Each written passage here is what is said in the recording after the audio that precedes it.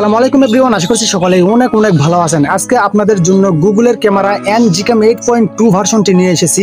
তো guys, LMC অন্যান্য GCam যাদের ফোনে একদমই সাপোর্ট করে না, যেমন ইনফিনিক্স, টেকনো, আইটেল, স্যামসং, এই ফোনগুলোতে হাই কোয়ালিটির জিক্যাম সাপোর্ট করে না, কারণ এই ফোনগুলোর প্রসেসর দুর্বল। তো গাইস, তাদের জন্য এই জিক্যামটি নিয়ে এসেছি। এই জিক্যামটি দিয়েও আপনারা খুব সুন্দর ফটোগ্রাফি করতে পারবেন।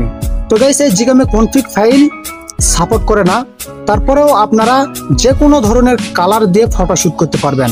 তো গাইস, কিভাবে সেটিংস করবেন এ টু জেড প্রসেস আপনাদেরকে দেখিয়ে দিচ্ছি।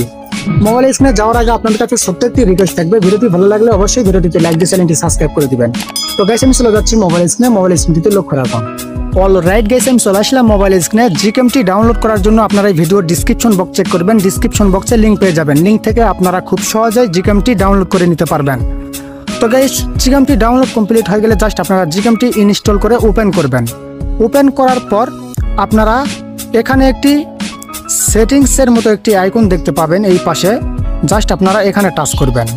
এখানে টাচ করার পর শুরুতেই আপনারা পেয়ে যাবেন এক্সপোজার, এখানে টাচ করবেন। এখানে টাচ করার পর আপনারা এক্সপোজার কমাতে পারবেন, বাড়াতে পারবেন।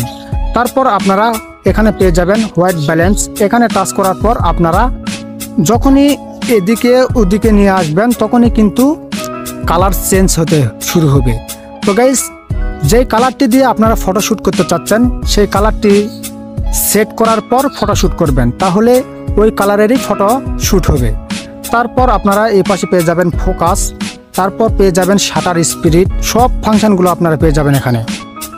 হোয়াইট ব্যালেন্সে আসার পর আপনারা যে কোনো কালার দিয়ে ফটোশ্যুট করতে পারবেন। যাদের ফোনে একদমই জিক্যাম সাপোর্ট করে না তারা এই জিক্যামটি ইউজ করবেন। এভাবে এদিকে ওদিকে নিয়ে যাবেন, তাহলেই আপনারা বুঝতে পারবেন। যখনই আপনারা জিক্যামটি ইনস্টল করে ওপেন করবেন, ওপেন করার পর এই সেটিংসগুলো করবেন, তখনই আপনারা বুঝতে পারবেন। এভাবে কালার ঠিক করার পর আপনারা ফটোশ্যুট করবেন, তাহলে ওই কালারেরই ফটোশ্যুট হবে। তো গাইস, এই জিক্যামটি দিয়েও আপনারা ভালো মানের ফটোগ্রাফি করতে পারবেন।